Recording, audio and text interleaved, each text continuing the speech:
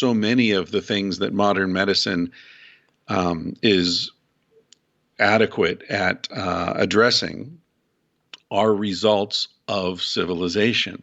Heart disease, diabetes, circulatory problems, stroke, dental problems, cavities, and impacted wisdom teeth, and all these are all results of civilization. They're all results of our diminished nutrition, our lack of exercise.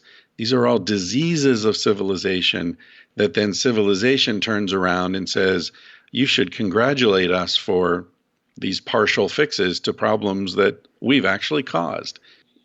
My conclusion is that civilization is probably the greatest mistake any species has ever made. And, every civilization that's ever existed has ended in collapse. There's a great book called A Brief History of Progress by Ronald Wright, the Canadian I've read historian. that one, actually. I think on your recommendation. It's very good, isn't it? Yeah, I recommend it all the time. And he goes through this sort of life cycle of civilizations, and he shows how, from Mesopotamia to Easter Island to the Mayans to, you name it,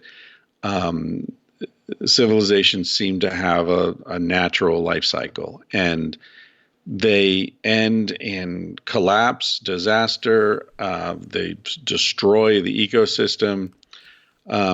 So that, it can be, it's not a happy story.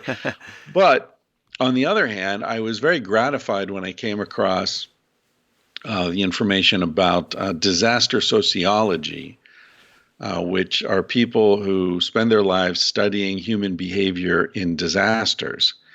And whether, tsunamis or war or tornadoes, hurricanes, whatever it is, whatever the disaster is that comes in and wipes out the state structure, the authoritarian structures that keep everybody in check and make sure everyone follows the rules, all that.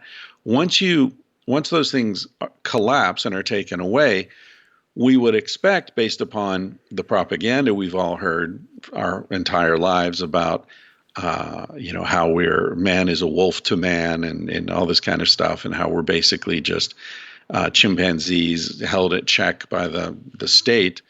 When the state falls away, people don't rape and pillage. In fact, what people do is help one another. And there's this amazing quote from the man who founded disaster sociology. Had spent his entire life working in this area. And toward the end of his life, he said, what I've learned is that the true disaster is daily life. People who live through disasters remember those years as the best time in their lives because they weren't isolated. They had a sense of meaning. They had a sense of community. They were helping one another. This is what we're born to do. This is the human design.